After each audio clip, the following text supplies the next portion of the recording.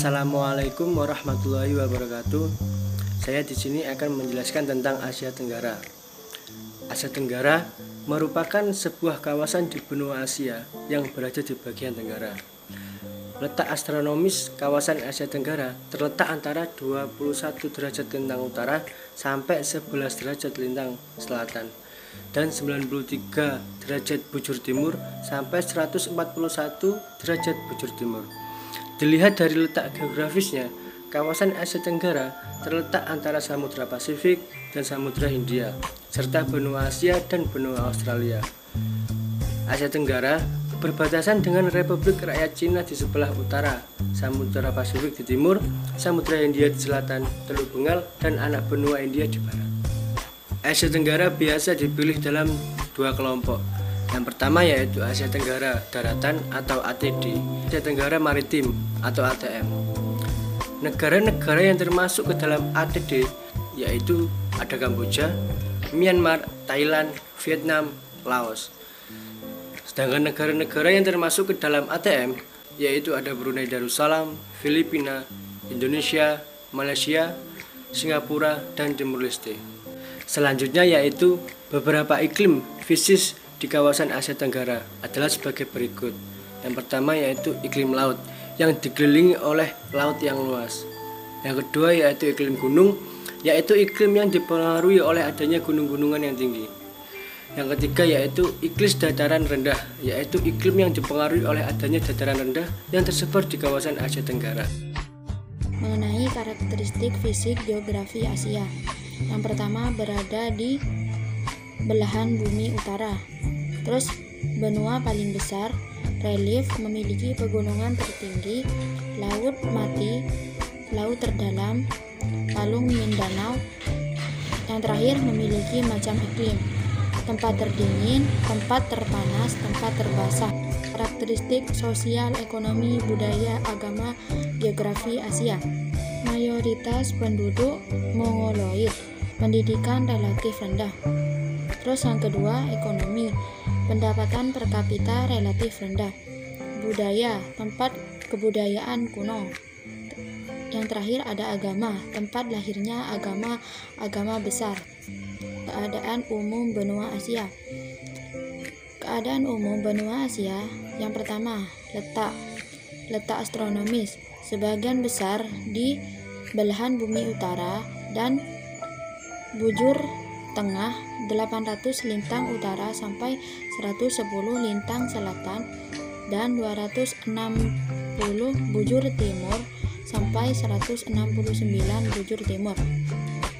Letak geografis, di utara Samudra Arktik, di timur Pasifik dan Selat Bering, di selatan Samudra Hindia, di barat Laut Merah, terusan Laut Tengah, dan seterusnya. Terus ada luasnya di sini sepertiga luas daratan dunia atau luas permukaan dunia. Di sini saya akan membahas iklim dan ekosistem di benua Asia. Yang pertama, ekosistem di Asia Selatan. Banyaknya curah hujan menyebabkan udaranya menjadi lembab. Vegetasinya yaitu hutan hujan tropis. Ekosistem Asia Tengah. Curah hujannya yang sedikit menyebabkan udara di sana menjadi kering. Vegetasi yang mendominasi adalah stepa. Ekosistem Asia Tenggara. Banyaknya curah hujan menyebabkan udara di sana menjadi lembab. Vegetasinya yaitu hutan hujan tropis. Ekosistem Asia Timur. Di bagian kepulauannya, di sana udaranya lembab dikarenakan banyaknya curah hujan. Vegetasinya hutan gugur daun. Yang kedua, di daratannya. Di daratannya itu agak kering dikarenakan sedikitnya curah hujan yang ada di sana. Terdapat gurun dan vegetasinya stepa. Ekosistem Asia Barat Daya. Udaranya kering dikarenakan sedikitnya curah hujan. Vegetasinya terdapat sabana, stepa, dan gurun. Ekosistem flora dan fauna di Asia. Di bagian Arktik itu terdapat tundra.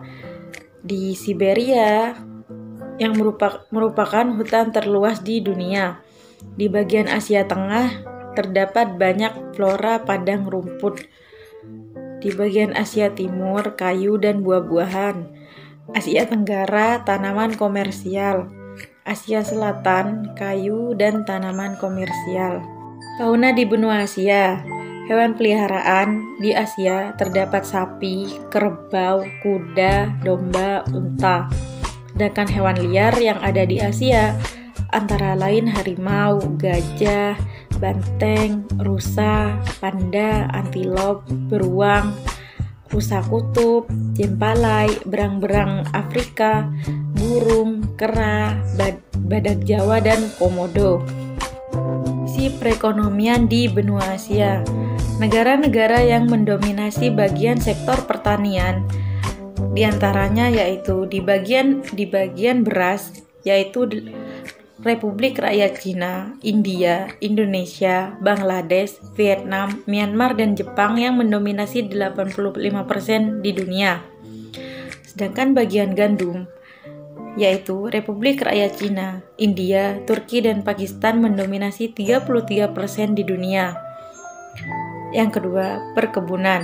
Perkebunan itu sendiri antara lain perkebunan karet, kopi, teh, tembakau, kapas, tebu, dan rempah-rempah dan kina yang sebagian dikembangkan di Indonesia.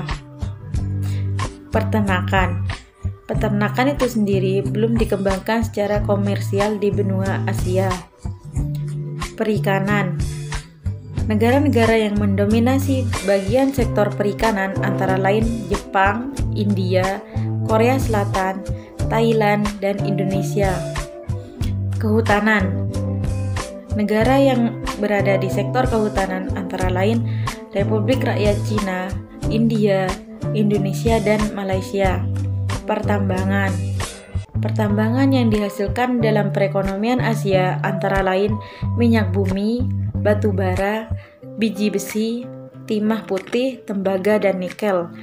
Negara-negara yang bisa didapatkan hasil pertambangannya yaitu minyak bumi bisa didapatkan di Timur Tengah, Asia Tenggara, dan Asia Timur.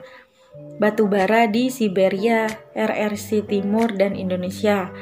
Biji besi di pegunungan Ural, Asia Timur, Republik Rakyat Cina, Jepang, Korea Selatan, dan India. Sedangkan timah panas bisa didapat di Malaysia, Indonesia. Yang pertama, letak Eropa sendiri. Yang A, letak astronomis. Berada di 11 bujur barat sampai 40 bujur timur dan 70 lintang utara sampai 34 lintang utara. Yang B ada letak samudra geografis, di antaranya yang pertama ada Samudra Arktik di utara, yang kedua ada Laut Tengah, Laut Hitam, dan Laut Kaspia yang berada di selatan.